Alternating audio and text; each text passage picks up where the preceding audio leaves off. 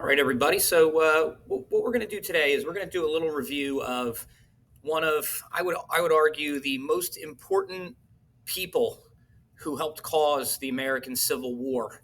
We're going to talk about a guy named John Brown, right? So let's go through his background to start. And remember, as we go through this video lessons, there are questions that you are going to answer. You're going to type the answers to, and those questions will be on your next quiz. Okay. So let's talk about John Brown. Who was he? What did he do? What were his beliefs? Things like that. So, who was John Brown? The best and easiest description for John Brown is we would call him basically like an abolitionist, like a white abolitionist. He was from the North. He lived in places like, I have maps here, like Connecticut and Ohio.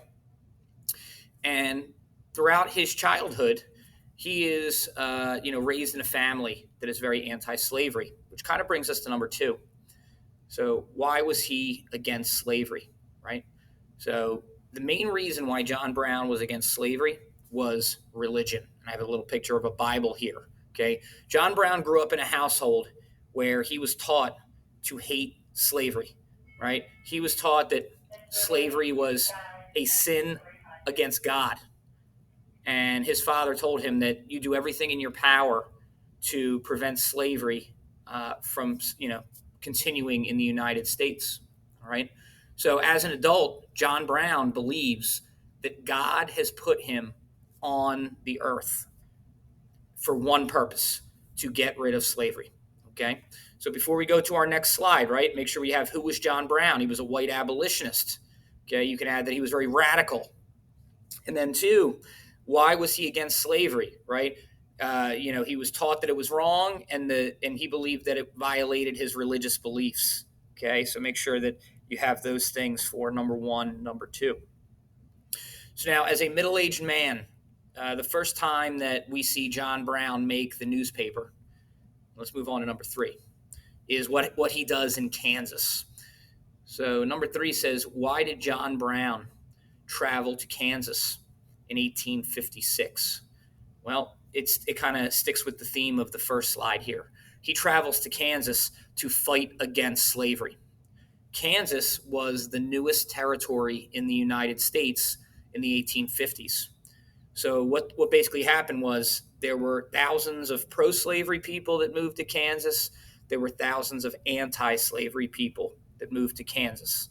John Brown was one of the anti-slavery settlers who came to Kansas. Now, down here, and for number four, it says, what did John Brown do there? So what did he do, in Kansas?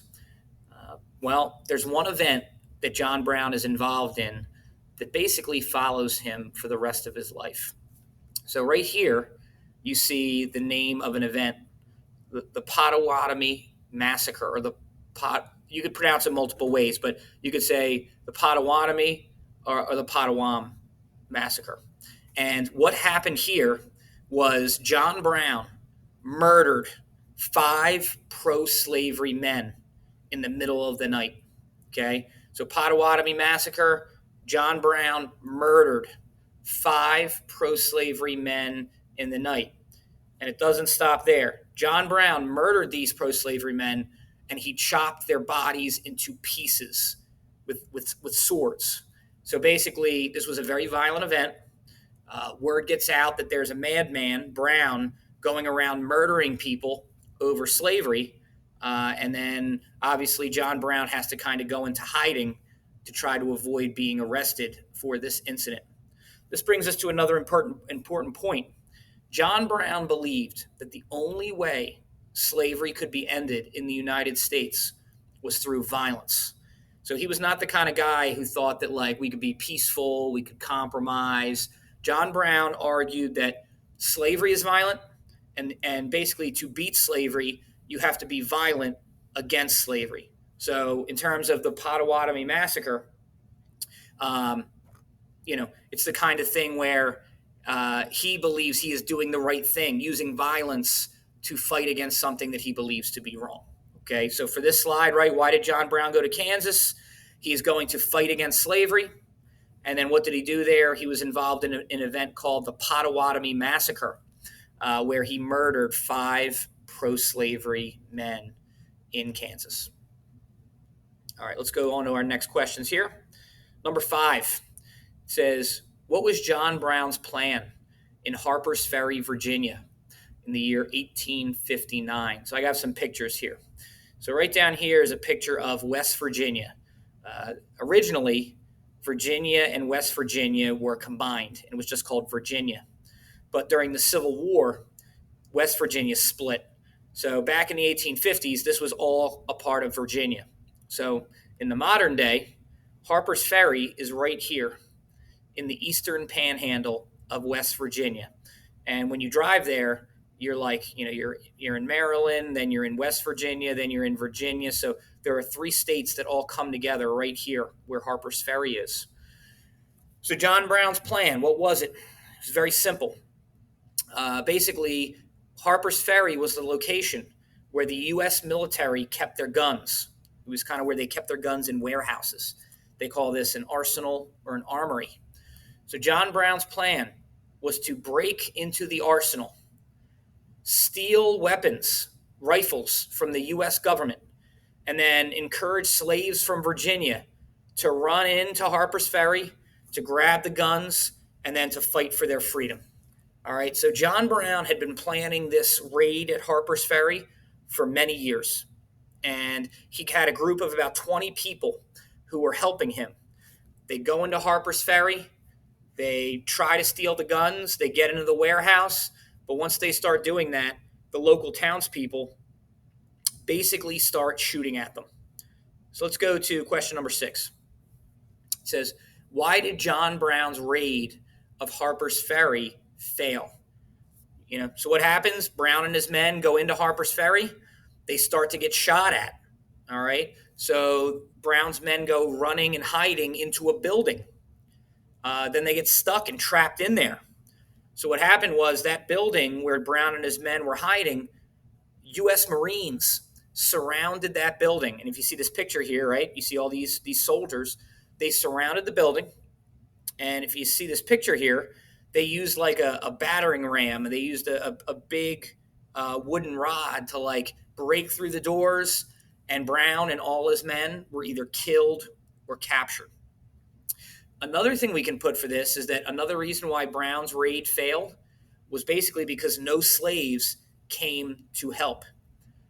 So basically, it's the kind of thing where, did the slaves think that this was a suicide mission and that there was no chance that it was ever going to work? Maybe. Maybe slaves didn't know about it. But, Brown and his men were getting shot at. They had to hide in a building, and eventually they were captured or killed by Marines. So that's ultimately why this raid failed. All right, let's keep going. All right, number 7 here. It says the aftermath of Harper's Ferry. So it says, what happened to John Brown after he was captured? Well, there was really no arguing whether he was guilty. He obviously knew what he did. But in the United States, when you are accused of a crime, you are innocent until proven guilty. So every American gets a trial. So in this case, John Brown was in jail awaiting his trial. But newspapers around the country, they could not write enough about John Brown because they knew that people in America were very interested in who is this guy John Brown? Why did he try to steal weapons from the government? And what was he thinking? So while John Brown was in jail, he had interviews, he answered questions, he gave quotes, and basically John Brown told everybody that the reason why he did what he did was he believes that slavery is a sin against God, and that he thinks that the United States should end slavery immediately, and that it's his job. He thinks that God put him on earth to end slavery for good. So if you look at this picture here, John Brown was convicted in court, found guilty of treason, and he was hanged by the United States. And if you look at this picture here, there are all these soldiers here. There were a ton of soldiers at his hanging because they thought that, anti-slavery people, abolitionists, were going to try and come and save him. So he was hanged, and his execution was, once again, front page news. So what John Brown's death did was it kind of started a dialogue. It got people talking about slavery. And people all over the United States were arguing, is John Brown right? Is he wrong? Is he a hero? Is he a terrorist? So basically, there was a big debate about, did this guy do the right thing? All right. So let's go to our last slide here. So the legacy of John Brown. So in history books, we learn a lot about this guy John Brown prior to the Civil War. Like we consider his life and his actions to be a major contributing factor, a major cause of the Civil War. Now let's think about what John Brown said. John Brown's argument was that slavery will only be ended through violence. And in a way, he was right. So the first part of your answer to the last question here, why is John Brown important? You're going to type that John Brown was correct when he said that violence was the only way to end slavery. So why was he right?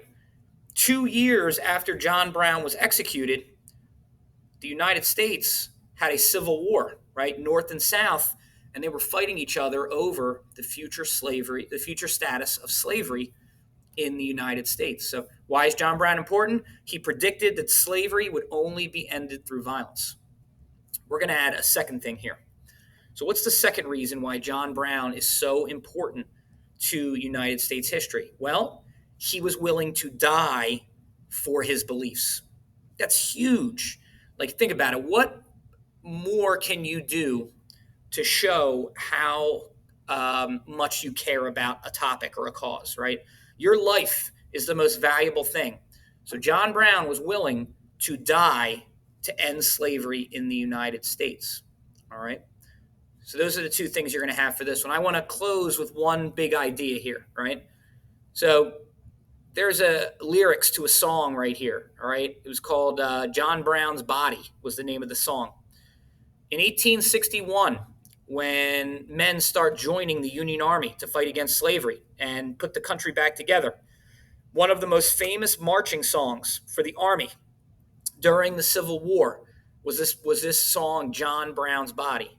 So why does that matter? Well, when Union troops are marching into battle, they are singing a song basically celebrating this guy, John Brown, as a hero. But in the South, they're saying this guy, John Brown, is a terrorist. This guy, is committing a crime against his country. And John Brown was one of the biggest reasons why the South decided to leave when Abraham Lincoln was elected president. The South thought that Abraham Lincoln was kind of like, the second coming of John Brown. All right, guys, so those are your questions. All right. If you need to go back in this video and re-listen to any of the answers, you can. But thank you for your attention. Answer your questions, and then I'll see you tomorrow.